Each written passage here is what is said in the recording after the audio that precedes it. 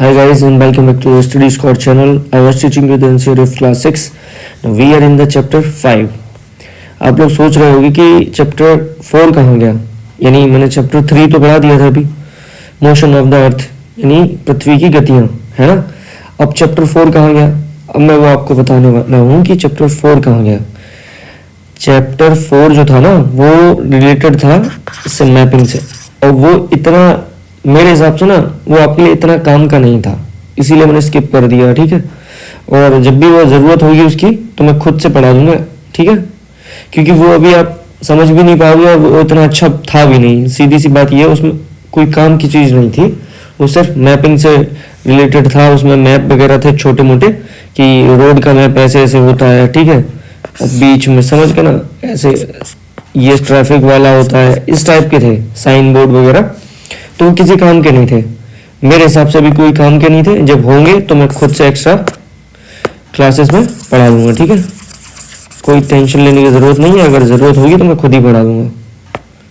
चलो आज ये नया चैप्टर थोड़ा है, आपको ये थोड़ा डिफिकल्ट लग सकता है, बट है नहीं। और आज हम यहीं से स्टार्ट करेंगे, ठीक है। इसका नाम क्या है आपको पता होगा, शायद आपने पढ़ भी लिया होगा। इसका नाम ये है पृथ्वी के प्रमुख परिमंडल, ठीक है। और इसमें सारे आते हैं, भूमंडल, वायुमंडल, ये सारे आते हैं, जितने भी मंडल होते हैं ना पृथ्वी के, वो सारे मंडल इसी में आते हैं, इस चैप्टर में, ठीक। अब चलो मैं स्टार्ट करता हूँ बिना किसी देरी के।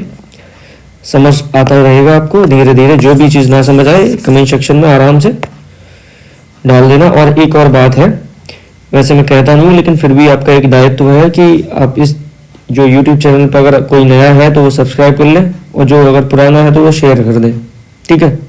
बस इतना ही चाहता हूँ कि कोई शेयर करे जो पुराना है, और जो नया है वो सब्सक्राइब कर ले अगर नहीं किया हो तो, ठीक है।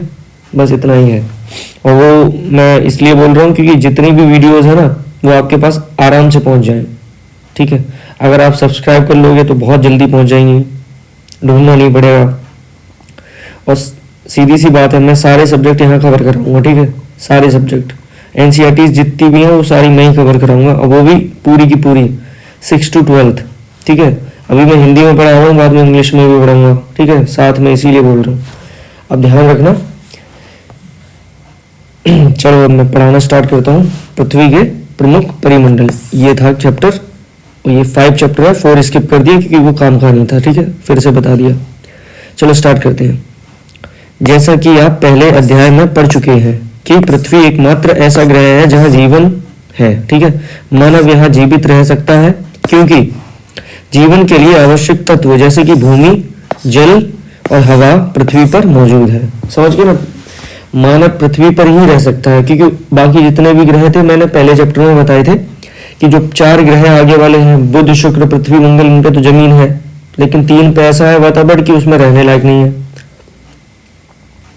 क्योंकि जो पहला है वो बहुत गर्म है, दूसरा भी बहुत गर्म है, तीसरा पृथ्वी है जो रहने लायक है, चौथे में क्या होता है, उसमें सघन वातावरण नहीं है, सघन परिमंडल नहीं है, सघन वायुमंडल नहीं है, कुछ भी ऐसा नहीं है जो रहने लायक इतना अच्छा हो, ठीक है। पृथ्वी के अलावा कहीं भी इतना अच्छा वायुमंडल, स्थल मंडल कुछ भी ऐसा नहीं है। देखो हमारे पास भूमि भी है पृथ्वी पर बहुत अच्छी, जिस पर हम खेती भी करते हैं, चलते भी हैं, रोड भी बनाते हैं, सब कुछ करते हैं, सारे घर मकान भी भूमि पर ही बनते हैं ना।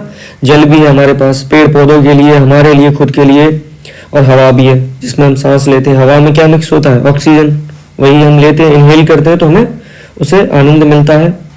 क्योंकि आनंद इसलिए बोल रहा हूँ, आनंद इन द सेंस कि अगर जिस दिन आपकी ऑक्सीजन जाती है ना, आपको पता है जब दम घुटता है तो आनंद नहीं मिलता, समझ आया, उसमें बहुत बेकार फील होता है। जब हम ऑक्सीजन आराम से लेते हैं ना तब हमें फील होता है कि हाँ, जैसे आपने कभी फील किया हो कि आप कहीं सांस रोक लो थोड़ी देर तो कितना बेकार सा लगता है, लेकिन जैसे ही सांस छोड़ के दोबारा से इनहेल करते हो तो कितना आनंद सा लगता है, एकदम बढ़िया, ठीक है। जीवित रहने के लिए बहुत जरूरी है ऑक्सीजन, वही मैं बता रहा था। आगे बढ़ते हैं, इतना मैंने समझा दिया, ठीक है। पृथ्वी की सतह ऐसी है जिसमें पर्यावरण के 3 महत्वपूर्ण घटक आपस में मिलते हैं। किसकी सतह, पृथ्वी की सतह, ठीक है, सतह, तथा एक दूसरे को प्रभावित करते हैं, ठीक है। कौन से अभी आगे पढ़ेंगे, घटक क्या क्या है। पृथ्वी का ठोस भाग जिस पर हम रहते हैं उसे क्या बोलते हैं, भूमंडल, ठीक है। स्थल मंडल या भूमंडल दोनों एक ही होते हैं। गैस की परतें जो पृथ्वी को चारों ओर से घेरती है उसे क्या बोलते हैं? वायुमंडल। वायुमंडल समझ गए ना? पृथ्वी को, जैसे कि मान लो, अभी मैं बता दूंगा, एक सेकंड रुक जाओ, पहले पूरा पैराग्राफ पूरा कर लूं फिर बताऊंगा। कहा जाता है जहां ऑक्सीजन, नाइट्रोजन, कार्बन डाइऑक्साइड तथा दूसरी गैसें, समझ है, पृथ्वी के बहुत बड़े भाग पर जल पाया जाता है। लगभग 70% पर ही मतलब पृथ्वी के 70% हिस्से पर क्या है? जल, जिसे जल मंडल कहा जाता है। ठीक, मैंने मंडलों को ऐसे करके स्क्वायर शेप में कर दिया, मैं कलर भी चेंज कर दूंगा अभी। जल मंडल में जल की सभी अवस्थाएं जैसे कि बर्फ, जल, जलवाष्प सम्मिलित है। ठीक, जीव मंडल एक सीमित क्षेत्र है जहां स्थल, जल, हवा एक साथ मिलते हैं, जहां सभी प्रकार के जीवन संभव है या पाए जाते हैं। ठीक है, अब मैं बता रहा हूँ क्या कह रहा था, मैं कलर चेंज कर दूँ। ठीक है, एक सेकेंड, ब्लू कर दे रहा हूँ जितने भी मंडल है। एक ये है भूमंडल, एक ये है वायुमंडल, एक ये है जलमंडल, और एक लास्ट और होता है जीव मंडल, वो इसमें दिया है, ये रहा। ठीक है, ये 4 मंडल होते हैं। वैसे प्रमुख तो 3 ही होते हैं, लेकिन जहां ये तीनों मिल जाते हैं वहीं चौथा मंडल बन जाता है जीव मंडल। चलो अब मैं बता दे रहा हूं मैं क्या बता रहा था। जैसे कि पृथ्वी ये है, ध्यान से समझ लेना। ठीक है, ये पृथ्वी है, मान लो, इसका लिख भी दे रहा हूं मैं, अर्थ। अर्थ मतलब पृथ्वी। ठीक है, ये अर्थ है। आपको ये पता है ये कैसे झुकी है? ये वाली मैंने पढ़ाई थी, मैं ये रिपीट करने के लिए कर रहा हूँ, वैसे इसमें है नहीं इसका काम। ये अक्ष है, इसी अक्ष पर घूम रही है पृथ्वी। और ये कौन सी लाइन होती है जो पृथ्वी, ये कौन सी लाइन है पता? प्रदीप्ति लाइन, क्योंकि यहाँ अगर सूरज है तो ये रोशनी जब देगा तो इस हिस्से पे गिरेगी, इस वाले पे। मैं रेड कर देता हूँ, रिवीजन करवा दे रहा हूँ, लेकिन करता नहीं हूँ वैसे ऐसा में। ये वाले हिस्से पे दिन हो जाएगा, क्योंकि यहाँ इधर सूरज है तो ये इस हिस्से पे गिरे, और ये वाला हिस्सा जो ब्लैक कर रहा हूँ वो रात में आएगा। ठीक है, ये समझ गया ना? चलो अब मैं इसको मिटा रहा हूँ, मैंने ये रिवीजन कराया था, बाकी और कुछ नहीं। एक सेकेंड बस, जरूरत नहीं पड़ेगी अभी, आराम से समझ आएगा बहुत अच्छे से। ये अगर पृथ्वी है, ये क्या है? पृथ्वी। ठीक है, ये पृथ्वी है, तो क्या होता है, इसके बाहर एक और दूसरा सा एक मंडल होता है जो उसको घेरता है, और मैं उसका कलर चेंज कर दे रहा हूँ, वो बना रहा हूँ मैं ब्लैक से। ठीक है, ये कौन सा मंडल है? यही है वायुमंडल। अरे यार एक सेकेंड,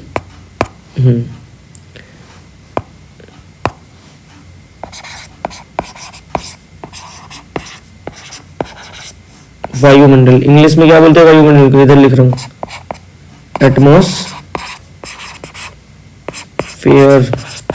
स्पेलिंग के साथ लिख दिया। ठीक है, एटमॉस्फेयर बोलते हैं। तो ये पृथ्वी है अपनी। ठीक है, इसको अर्थ बोलते हैं इंग्लिश में। ये पृथ्वी है। अब ध्यान से समझो, पृथ्वी को आसपास से कौन सा मंडल घेरे है? इसका नाम है वायुमंडल। इसमें क्या है? गैसेस। गैस मतलब होती है सारी गैस, जैसे कि इसी वायुमंडल में क्या है? ऑक्सीजन भी है, O2 ऑक्सीजन जिसे हम सांस लेते हैं। ठीक है, नाइट्रोजन भी है, ठीक, कार्बन डाइऑक्साइड भी है, ठीक है, और बाकी मीथेन भी है, CH4। ठीक है, बाकी और ऐसी और गैसेस है, लेकिन ज्यादातर ये 3 है। ये वाली ऊपर वाली ऑक्सीजन, नाइट्रोजन और कार्बन डाइऑक्साइड। इतना समझ आ गया? क्योंकि आपको इतना बताना जरूरी था, हम जिस ग्रह पर रहते हैं उसमें कौन से मंडल हैं। तो पहला मंडल तो आपको मैंने बता दिया, वायुमंडल। पृथ्वी को जो आसपास से घेरता है उस मंडल को क्या बोलते हैं? बताओ। अगर पृथ्वी है और पृथ्वी को आसपास से एक मंडल घेरता है, पूरी पृथ्वी को घेरता है, ऐसा नहीं थोड़ी बहुत पृथ्वी, पूरे पृथ्वी को घेरेगा। अगर उसको क्या बोलते हैं, पहले ये बताओ, उसको क्या बोलते हैं? अगर नहीं समझ आए तो आप लिख लेना, ठीक है? तो मैं कल फिर से एक्सप्लेन कर दूंगा। उसको बोलते हैं वायुमंडल। ठीक, यह है वायुमंडल जो इसको आसपास से घेरता है। इसमें कौन सी गैसेस पाई जाती हैं पता है? मैंने अभी बताई। इसमें प्रमुखता 3 गैसेस पाई जाती हैं। वैसे पाई तो और भी जाती हैं, इसमें और भी गैसेस है, O3 भी है, ओजोन वगैरह, ये सारे होते हैं। ठीक है, और भी सारी गैसेस होती हैं, बट आप ये समझो मैं इसमें बता क्या रहा था, ये 3 प्रमुख होती हैं। ये 3 कौन सी होती है? प्रमुख गैसेस है। और ये 3 प्रमुख के में भी सबसे ज्यादा जरूरी कौन सी है? ये वाली। जरूरी ये भी है, ऐसा नहीं अभी आप सोच रहे हो ये क्यों जरूरी है। भाई कार्बन डाइऑक्साइड की इसलिए जरूरत है कि अगर कार्बन डाइऑक्साइड नहीं होगा तो जो पेड़ पौधे कार्बन डाइऑक्साइड लेते हैं वो लेंगे कैसे? वो ऑक्सीजन को छोड़ते हैं और कार्बन डाइऑक्साइड को ग्रहण करते हैं, ठीक है, बैलेंस होता है उसके बीच में। अगर नहीं होगा तो दिक्कत होती है, ये समझा रहा था मैं, समझ आया? अगर ऐसा होता है कि ये बढ़ जाती है बहुत सारी, ऑक्सीजन ज्यादा बढ़ जाएगी, या नाइट्रोजन तो है ही वैसे भी बहुत ज्यादा, सबसे ज्यादा तो नाइट्रोजन ही है, ठीक है। तो अब आप ये समझो, इसके आगे बढ़ते हैं, दूसरा मंडल समझा देता हूँ। ये आपको समझ आ गया होगा, बहुत अच्छी बात है।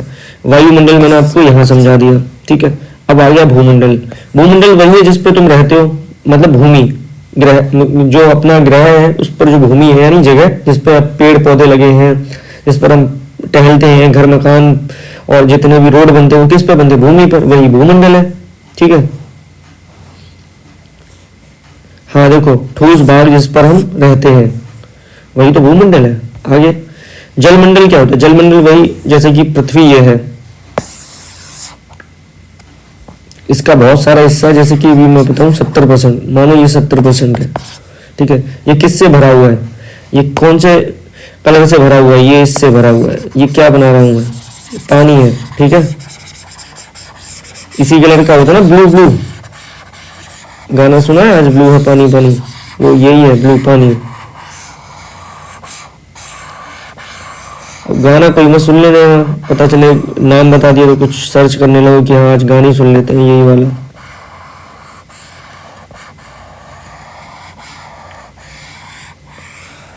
याद करने के ट्रिक्स होते हैं ये, ठीक है। ये जो हिस्सा मैंने बना दिया ये वाला, ये क्या है? ये पानी है, ठीक है। लिख भी दे रहा हूं, H2O यानी पानी, ठीक है। कोई अंग्रेज बैठा हो तो उसके लिए वाटर, ठीक है। ये 70% क्या है? पानी।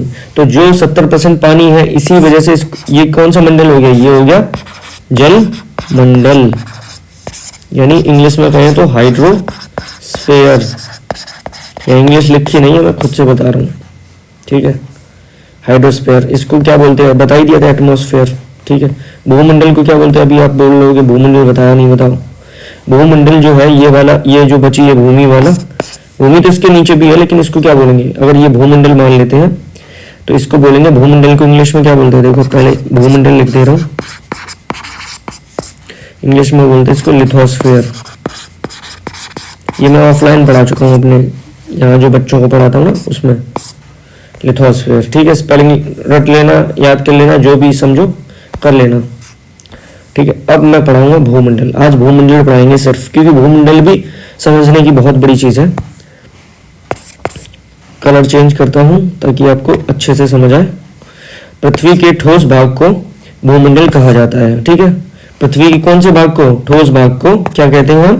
भूमंडल। जिस पर हम रहते हैं, घर मकान बनाते हैं, वो क्या है? भूमंडल, ठीक है। यह भूप्रपटी की चट्टानों तथा मिट्टी की पतली परतों का बना होता है, ठीक है।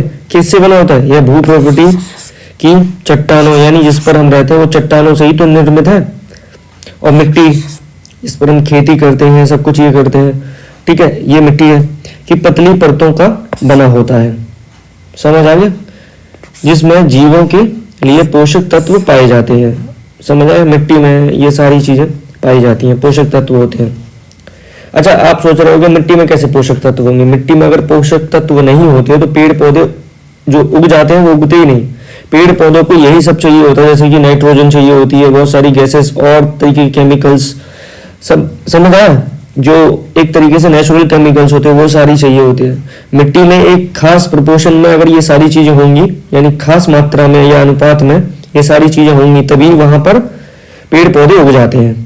पानी की तो जरूरत है ही, मैं बात कर रहा हूँ कि अगर पानी के अलावा भी, जैसे कि आपको बताया होगा किसी ने, रेगिस्तान में पानी नहीं होता, लेकिन फिर भी वहाँ कुछ पेड़ पौधे ऐसे होते हैं जो उग जाते हैं, क्योंकि उनके अंदर वो क्षमता डेवलप होती है, यानी उनके अंदर कैपेबिलिटी होती है कि वो वहाँ पर जीवित रह सकते हैं। जैसे कि कैक्टस, पता होगा ऐसे टाइप का पौधा होता है, इस पर कांटे लगे होते हैं बहुत सारे, वो कैक्टस होता है, ये रेगिस्तान में होता है। ठीक है, चलो आगे बढ़ते हैं। पोषक तत्व जब तक वहां नहीं मिलेंगे तो वो रह ही नहीं पाएंगे, तो उन्हीं को खाकर हम जीवित रहते हैं। पृथ्वी की सतह को दो मुख्य भागों में बांटा जा सकता है। अब सतह की बात चल रही है यहाँ पे, याद रखना, तुम कुछ और सोचने लगो। सतह की बात चल रही है, पृथ्वी की सतह को किस भागों में बांट सकते हैं? दो मुख्य भागों में। ठीक है, पहले बड़े भाग को क्या बोलते हैं? बड़े स्थलीय भूभाग को महाद्वीपीय या महाद्वीपीय के नाम से जाना जाता है। ठीक है, तथा बड़े जलाशयों को क्या बोलते हैं? महासागरीय बेसिन के नाम पर या नाम से जाना जाता है। विश्व के सभी महासागर आपस में एक दूसरे से जुड़े होते हैं या जुड़े हुए हैं। ठीक है, पता ही होगा, एक दो छोड़ के बाकी सारे जुड़े हुए हैं वैसे भी। ठीक है, कि कुछ ऐसे ऐसे होते हैं जो जिनका नाम तो महासागर की बात चल रही थी तो सारे जुड़े हैं, लेकिन अगर कुछ सी होते हैं ना जो कुछ बाउंडेड सी है, यानी बाउंड्रीज है, इधर एक देश, इधर एक देश, इधर एक देश, इधर एक देश और बीच में एक पानी भरा है, ऐसे भी देश हैं बहुत सारे। जैसे कि इसी टाइप का कैसिपियन और ये सारे, एक दो और है, ब्लैक सी। ठीक है, और शायद मैं एक का नाम भूल रहा हूँ। कभी कभी क्या होता है, बहुत सारे फैक्ट हो जाते हैं ना दिमाग में, तो कभी कभी निकल जाते हैं। कितनी भी कोशिश करो ग्रैप्स करने की, लेकिन तुम सारी चीज़ें याद नहीं रख सकते। वजह ये होती है बहुत सारे सब्जेक्ट होते हैं, एक ही नहीं होता।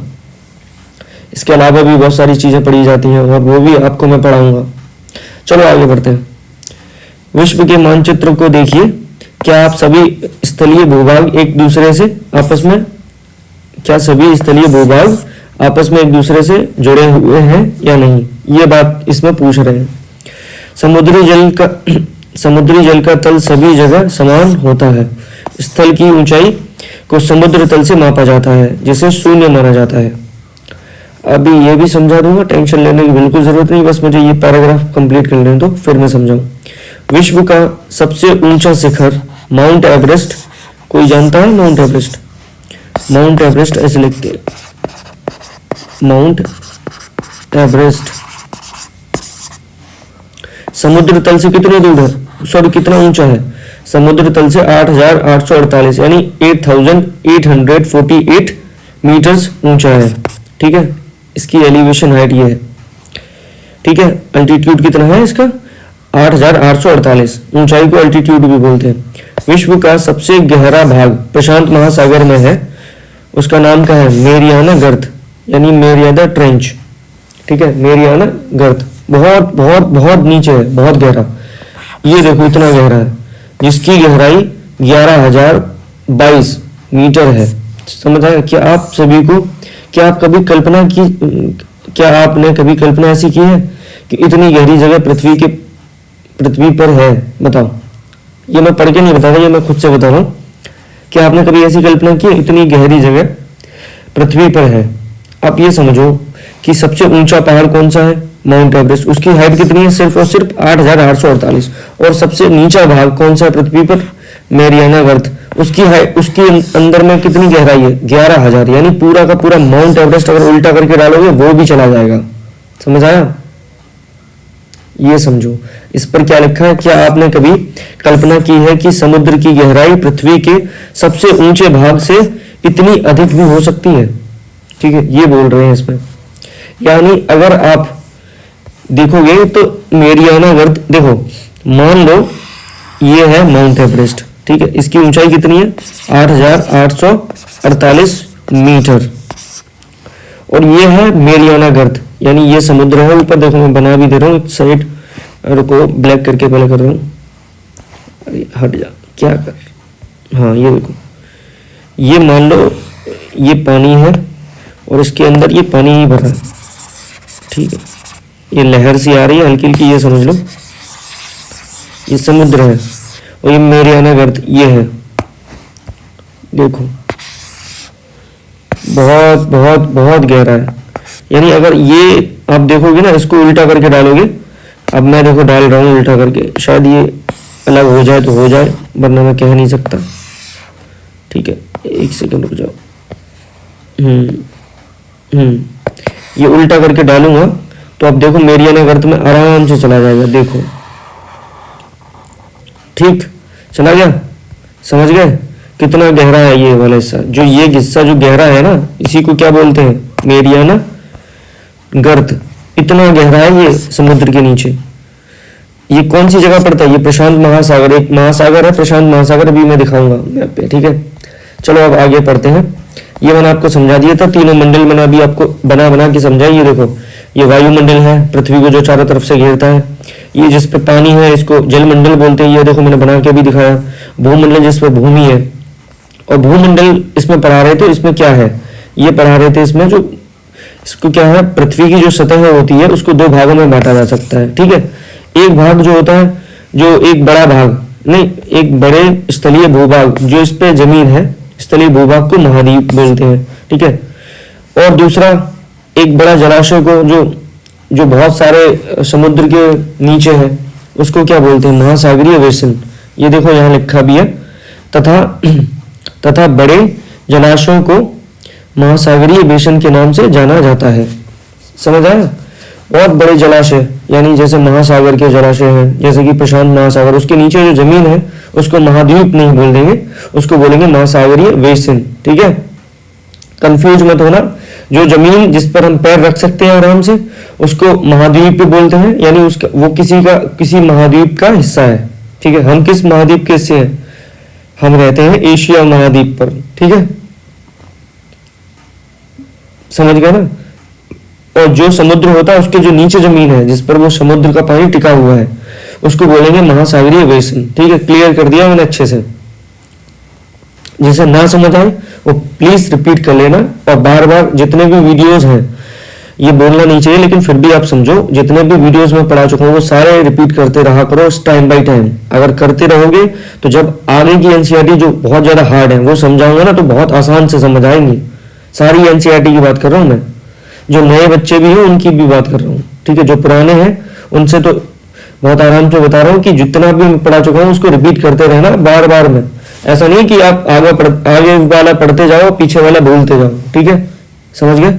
चलो अब आगे बढ़ते हैं। विश्व के, यहाँ मैं दोबारा इसलिए आया कि मैं वो दिखा सकूं, विश्व के सभी महासागर आपस में एक दूसरे से जुड़े हुए हैं। आपको ये पता है। चलो आप दिखाते हैं। ये देखो विश्व के सारे महासागर जुड़े हुए हैं आपस में। देखो कैसे, ये देखो ये हिंद महासागर है, ठीक है। ये प्रशांत महासागर है, ठीक। ये कौन सा, अटलांटिक महासागर। ये देखो तीनों जुड़े हुए हैं ना, देखो आप, ये इससे जुड़ा इधर से, ठीक है, ये इससे जुड़ा इधर से, ये तीनों जुड़े हुए हैं, तभी तो बता रहा हूँ। तो इसीलिए तो यहाँ लिखा है, ये देखो कितने अच्छे से लिखा है, विश्व के सभी महासागर आपस में एक दूसरे से जुड़े हुए हैं, ठीक है। चित्र 5.1, यही चित्र 5.1 था। देखो ये चित्र 5.1 है, ये देखो ये चित्र 5.1 में दिखाया गया है। ये लगाना भी पड़ता है कभी कभी, और जो सारे मैप नहीं होते वो मैं लगाता हूँ खुद से, और कुछ जब नहीं ला पाता तब मैं ऐसे करके बनाता हूँ, जैसे ये बनाया, ठीक है, ये वाला। और सारे ऐसे ही मैं समझाऊंगा, इसीलिए बोल रहा हूँ आराम से इसी चैनल पे पढ़ो, और हो सके तो सब्सक्राइब कर लो, बहुत ज़रूरी है, ताकि आपके पास सारे वीडियोस टाइम पे पहुंच जाएं, लेट ना हो। और बहुत ज़रूरी है कि आप शेयर किया करो, ताकि और लोग जो आपकी तरह हैं, जो पैसे नहीं दे सकते, इनके पास आर्थिक तंगी है और बहुत सारे पैसे नहीं है, तो वो आराम से पढ़ सकें फ्री में। इसलिए बोल रहा हूँ, ये मैं फ्री में पढ़ाता हूँ, इसीलिए मैं चाहता इसके पैसे ले सकता था, लेकिन मैं ले नहीं रहा, क्योंकि मैं सोचता हूँ कि आप लोग फ्री पढ़ जाओ, ये सारी चीज़ें फ्री पढ़ जाओ, ठीक है। सारी एनसीईआरटीज पढ़ाऊंगा, ऐसा नहीं है यही 6 क्लास की पढ़ाऊंगा, 7 की पढ़ाऊंगा, 8 की पढ़ाऊंगा, 9 की, और सारे सब्जेक्ट पढ़ाऊंगा, ठीक है। इंग्लिश में भी पढ़ाऊंगा, समझो। चलो आगे, ये सारा मैंने बता दिया। अब समुद्र जल का तल सभी जगह समान होता है, ये बताना था। जैसे सब आपको पता ही होगा, ये तीनों समुद्र का पानी थोड़ी ना ऊपर नीचे होगा, ऐसा तो है नहीं कि ये वाला हाइट पे हो ये नीचे हो। ये सारे समुद्र एक दूसरे से मिले हुए हैं, तो आराम से चारों तरफ इतने ही होंगे, यानी इसी समुद्र में भी इतना ही लेवल होगा पानी का, और इस वाले समुद्र में भी इतना ही पानी का लेवल होगा। लेवल जैसे कि अगर मैं कहूँ प्रशांत महासागर जो है उसका पानी का लेवल ये है, ऊंचाई, और अगर हिंद महासागर जो इंडियन ओशन है उसका भी इतना ही होगा, और जो अटलांटिक महासागर है उसका पानी भी इतना ही ऊंचाई होगा। समझ आएगा। तो जब भी हम हाइट नापते हैं किसी जगह की तो इसी को बेस मानते हैं, जो पानी का स्तर होता है उसी को बेस मान लेते हैं और वहां से ऊंचाई को नापते हैं। वही यहाँ बताया गया, स्थल की ऊंचाई समुद्र तल से मापी जाती है, मापा जाता है, समुद्र तल से ही मापा जाता है। तल यही होता है, ये मत समझना नीचे ही से, वो तो मैरियाना वर्त जाना पड़ेगा, फिर सबसे नीचे तो वही है ना। फिर जिसे शून्य माना जाता है, ये शून्य है। फिर इसके बाद जैसे मान लो, अब मैं तुम्हें समझाऊंगा अभी एक सेकंड के लिए, ये सारे मैप दिखा दूं पहले। ये बड़ा मैप है लेकिन फिर समझो, ये कौन सा है, ये उत्तरी अमेरिका है, ये दक्षिणी अमेरिका है, ठीक है, ये अफ्रीका है, ये यूरोप है, ये एशिया है। हम एशिया के ही तो भाग हैं। ये देखो भारत ये रहा, ये देखो मैं बना नहीं पाता लेकिन फिर भी कोशिश की है बहुत। ये क्या हो गया, अबे एक second, just wait for minute, मेहनत और चली जाती है, क्या पता नहीं क्या हो गया था। उत्तरी अमेरिका, दक्षिणी अमेरिका, यूरोप, ठीक है, अफ्रीका और ये अपना एशिया। हम एशिया में रहते हैं, ठीक है, वही मैंने बताया था। हम किस महाद्वीप के हिस्से हैं, हम इसी महाद्वीप के हिस्से हैं। पता नहीं बन पाएगा कि नहीं, उस टाइम तो अच्छा बन रहा था, थोड़ा बहुत मतलब इससे अच्छा बन रहा था, ठीक है, कोशिश की है, ठीक है। ये अपन भारत, ये थोड़ा सा इधर और है अपना ऊंचा, भारत का सर तो वैसे भी ऊंचा है, ठीक है। ये भारत है, हम किसके हिस्से हैं, एशिया के हिस्से हैं। ये इसमें बताया 3 समुद्र थे, अभी मेनली 3 है, ठीक है, वो उसी के भाग बन जाते हैं। जैसे कि ये प्रशांत महासागर, वैसे अभी मैं बताऊंगा, ये प्रशांत महासागर, सॉरी ये हिंद महासागर है, ये प्रशांत महासागर है। इसका मैं कलर चेंज कर दूं ताकि आपको पहचानने में कोई दिक्कत ना हो। ये मैं ब्लू कलर से कर रहा हूँ, जो भी महासागर है वो ब्लू कलर से कर रहा हूँ सर्कल, ठीक है। चलो स्टार्ट करते हैं। ये देखो, ये कौन सा है, अबे चल क्यों नहीं रहा, हाँ ये है प्रशांत महासागर, फिर गलत बोल दिया, ये है हिंद महासागर, मेरा ध्यान कहीं और था, सॉरी। ये है प्रशांत महासागर। ये कौन सा है, ये अटलांटिक महासागर, और इसके जस्ट ऊपर एक और है आर्कटिक महासागर, ये वाला, ठीक, ये देखो। और एक नीचे भी है, इसको दक्षिण महासागर बोलते हैं। देख लिया, मेनली कितने हो गए, 3। हिंद महासागर से स्टार्ट कर दे, ये है 1, ठीक, ये है 2, ये है 3, सबसे बड़ा है प्रशांत महासागर, ये है 4, ठीक, नंबरिंग कर रहा हूं बस, ये है 5, ठीक। सबसे छोटे तो वैसे आर्कटिक महासागर है, बहुत छोटा है, नंबरिंग के हिसाब से इसको 4 मान लो, ठीक है, तो पता भी चल जाएगा आपको। फिर इसके हिसाब से तो आपको पता ही होगा, अगर मैं इसमें नंबरिंग डालूं साइज के हिसाब से तो फिर आपको, मैं एक सेकंड रुक जाओ, इसको मैं डाल के दोबारा से लिख दे रहा हूँ ताकि आपको कोई पहचानने में भी दिक्कत ना हो, आप ये भी बता सको कौन सा बड़ा है कौन सा छोटा। पहले आपको ये देखना है ऑस्ट्रेलिया का है, ठीक है, और ऑस्ट्रेलिया पे क्या देखना है बताओ, ऑस्ट्रेलिया पे क्या देखना है,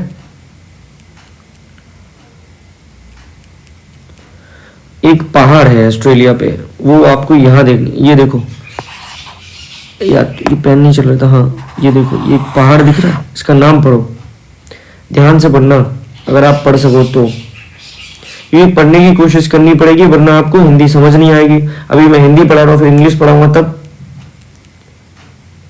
फिर आपको दिक्कत होगी, इसीलिए बता रहा हूँ आप साथ में पढ़ा करो। कहाँ से साथ में, जो मैं हिंदी ऐसे अंडरलाइन किया करूँ ना, ये महासागर है, ये प्रशांत है, ऐसे करके लिखा करो, मतलब ऐसे करके आप जाना करो। तो अगर मैं नंबरिंग के हिसाब से बताऊंगा, क्या नंबरिंग के हिसाब से, ये सारे जो भी महासागर बता रहा था, महासागर को इंग्लिश में बोलते क्या है, ओशियन बोलते हैं, ओशियन, ओशियन का मतलब महासागर। तो अब चलो मैं नंबरिंग एक बार बता दूं ताकि आपको अच्छे से पता चल जाए। ये प्रशांत महासागर है, ये नंबर 1 पे आता है, सबसे बड़ा है, ठीक है, ध्यान से देखना। और जो नंबर 2 पे आता है वो अटलांटिक है, ये अटलांटिक महासागर, ये नंबर 2 पे आता है, दो है ये, ठीक है। और तीसरे पे कौन सा आएगा, इंडियन ओशन यानी हिंद महासागर, ये तीसरे पे आता है, ठीक है। तो अपन कौन से नंबर पे, तीसरे नंबर पे। हमारा जो हमारे नाम पे स्थित है उसका नाम हिंद महासागर है, वो कितने नंबर पे, 3 पे। और 4 पे कौन सा होगा बताओ, अंटार्कटिक यानी ये दक्षिण वाला, मैंने अभी बताया ना, ये 4 पे होगा। ये कितने पे होगा, ये लास्ट वाला बताया था मैंने, अच्छे से बताया था आपको, याद करो। आर्कटिक छोटा है, ये 5 नंबर है। इतना पता चल गया। तो सबसे बड़ा अगर मैं लिखवाऊं तो कैसे, इनकी इंग्लिश में बता सकता हूँ, कोई दिक्कत नहीं है। देखो मैं लिख भी दे रहा हूँ इंग्लिश, ये ब्लैक पेन से लिख रहा हूँ ताकि आपको कोई दिक्कत ना हो। अटलांटिक इंग्लिश में ही लिख रहा हूँ अब यहाँ पर, एक सेकेंड, ये देखो यहाँ लिख रहा हूँ।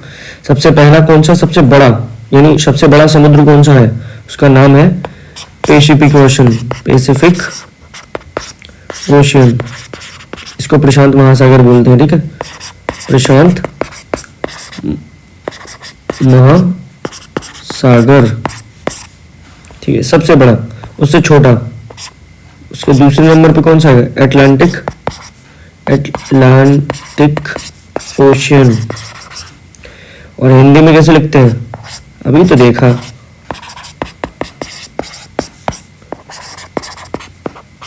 राइटिंग पे मत आना, बस बता दे रहा हूँ, नहीं तो तुम राइटिंग पे चले जाओ। फिर कौन सा आएगा बताओ, इंडियन ओशन। इंडियन तो लिख ही लेते होगे ना, ओशन की स्पेलिंग बताई थी, OCEAN, ओशन। और इसको बोलते हैं हिंद महासागर, हिंद महासागर। कोई भी नए बच्चे मिले तो उनको बता देना कि इस पर इंग्लिश और हिंदी दोनों साथ में बता दे, बाइलिंगुअली, ठीक है। मैं खुद ही चाहता हूँ कि बच्चों को इंग्लिश और हिंदी दोनों आनी चाहिए, वरना अगर हिंदी पढ़ाओगे ज्यादा तो इंग्लिश नहीं आती होगी, इंग्लिश पढ़ाते ज्यादा तो हिंदी नहीं आती है, राजभाषा भूल जाते हो। समझ आया, हिंदी हमारी राजभाषा है, ना कि राष्ट्रभाषा। राष्ट्रभाषा वो होती है जो पूरे देश में चले, और हिंदी पूरे देश में नहीं चलती है, आपको ये पता नहीं होगा, लेकिन फिर भी बता रहा हूँ। जो दक्षिण वाला है ना, जो साउथ का रीजन, उसमें कहीं कन्नड़ चलती है, कहीं कहीं वो चलती है, तमिल चलती है, कहीं और दूसरी लैंग्वेजेस चलती है, उड़ीसा वाली लैंग्वेज ओडिया चलती है। और अगर आप सेवन सिस्टर में चले जाओगे नॉर्थ ईस्ट में, तो वहाँ कहीं असमीज चलती है, कहीं नागालैंड वाली जो भाषा अलग अलग टाइप की है वो चलती है, ST वाली चलती है, यानी शेड्यूल्ड ट्राइब्स की अलग अलग भाषा होती है हर जगह की। फिर इसके बाद कौन सा आएगा, इसके बाद सदर्न ओशन भी बोलते हैं उसको, लेकिन एक और उसका नाम है अंटार्कटिक ओशन, ओशन, ठीक है। अगर सदर्न ओशन भी लिखोगे तो इसी का नाम सदर्न ओशन भी है, और लगा दिया, इसका मतलब है इसी का नाम एक और है, सदर्न ओशन, सदर्न ओशियन, ठीक। हिंदी में आपने अभी लिखा था अटलांटिक, हाँ, अंटार्कटिक। यार पता नहीं क्या हो गया आज, पेंशन में थोड़ी दिक्कत। अंटार्कटिक, सागर या महासागर, ये सारे कौन से, सागर नहीं है, ये महासागर है, गलत बोल दिया होता मैंने, महासागर ही लिखा ना सब जगह, ठीक है, महासागर ही लिखा। लास्ट में आता है एक और, उसका नाम क्या है, उसका नाम है आर्कटिक। देखो मैं इंग्लिश भी अब करा रहा हूँ, याद रखना, आर्कटिक ओशन, इसको बोलते हैं आर्कटिक महासागर। साथ में हिंदी लिखी है, इसको ब्रैकेट में कर दे रहा हूं।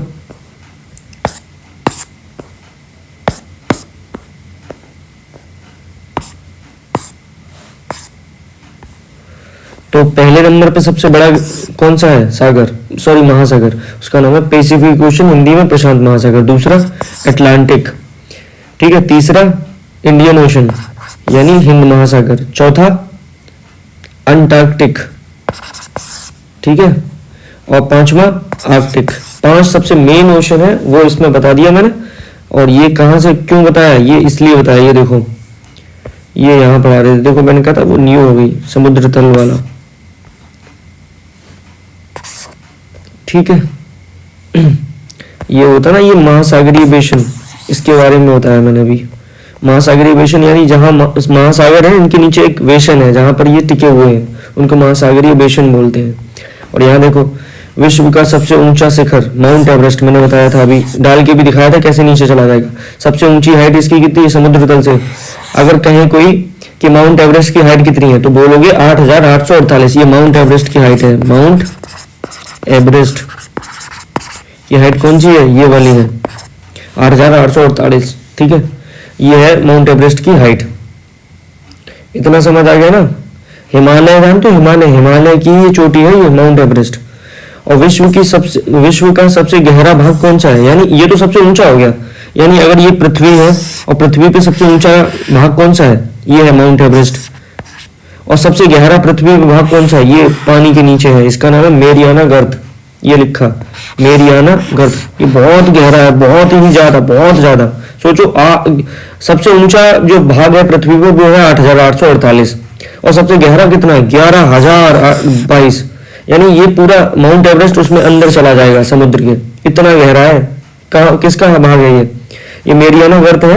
ये किसका भाग है? ये है प्रशांत महासागर, यानी जो प्रशांत महासागर है, ये वाला प्रशांत महासागर, ये देखो रहा बहुत बड़ा है ये प्रशांत महासागर। ये प्रशांत महासागर में एक ऐसी जमीन है जो अंदर से बहुत ज्यादा गहरी है, उसी का नाम है मेरियाना गर्त। और कितनी गहरी है? 11,022 मीटर, जो कि इतना गहरा पूरा का पूरा माउंट एवरेस्ट उल्टा करके डालोगे तो वो पूरा चला जाएगा। ठीक है, अब कुछ नहीं बचा, अब कल बताऊंगा महाद्वीप। इसको इंग्लिश में बोलते हैं कॉन्टिनेंट। ठीक है, कॉन्टिनेंट लिख दिया, बता दिया। और आज मैंने क्या पढ़ाया था आपको? आज मैंने भूमंडल पढ़ाया था। ठीक है, भूमंडल यानी लिथोस्फेयर। ठीक है, और ये पढ़ा दिया। अब कल पढ़ोगे आप महाद्वीप। महाद्वीप कौन से होते हैं? एशिया, यूरोप, अफ्रीका, ये समझ गए? ऐसे करके सारे पढ़ाऊंगा, ऐसे करके बताऊंगा सारे मैप के हिसाब से। मैं मैप वगैरह सारे सेट कर दूंगा। ठीक, सब कुछ बताऊंगा अच्छे से, टेंशन लेने की कतई जरूरत नहीं है आपको। फिर उसके बाद महासागर, ये सब कुछ बताऊंगा। ये थोड़ा सा बड़ा चैप्टर है, इसमें वायुमंडल के बारे में अच्छे से पढ़ाऊंगा। शोभ मंडल, समताप मंडल, मध्य मंडल, आयन मंडल, बहिर्मंडल, कहाँ हेलीकॉप्टर उड़ता है, कहाँ नहीं उड़ेगा। ठीक है, ये सारे बताऊंगा, अच्छे से समझाऊंगा, टेंशन लेने की जरूरत नहीं। धीरे धीरे बस पीछे का रिवीजन करते रहो, वीडियो पूरा देखा करो। और हो सके तो लास्ट में फिर से बोल रहा हूँ, सब्सक्राइब कर लिया करो और एक दूसरे को शेयर करो। जो भी आपके फैमिली में हो, या आपके रिश्तेदार हो, या आपका दोस्त हो, या आपका क्लासमेट हो, समझ गए? या गाँव में आपका कोई दोस्त है, उसको शेयर करो, उसको बताओ, वो भी देखे तुम्हारी तरह। क्योंकि किसी के पास पैसे नहीं होते ना, तो वो पढ़ नहीं पाते। मैं चाहता हूँ सारे पढ़े, इसीलिए मैं कह रहा हूँ आप उनको शेयर करो, वो भी पढ़ पाए जिसके पास पैसे नहीं है। ठीक है, और आराम से पढ़ो तुम भी। मैं इसलिए बता रहा हूँ, यही एनसीईआरटी का कोर्स ना किसी बैच और किसी कोचिंग के ना बहुत ज्यादा फीस है, 30 हजार का है, 35 हजार का। यही एनसीईआरटी जो मैं पढ़ा रहा हूँ ऐसा ही, और वो बहुत जल्दी में पढ़ाते हैं। मैं सारा खुद ही हाथ से बना के समझाता हूँ ताकि आपको पहले बार में ही क्लियर हो जाए। ठीक है, हो सके तो इसको शेयर करना और पीछे का रिवीजन करते रहना ताकि आगे जो और पढ़ाऊँ तो आपको समझ में आए। ठीक है, आज के लिए इतना ही। Bye bye, have a nice day and जय हिंद।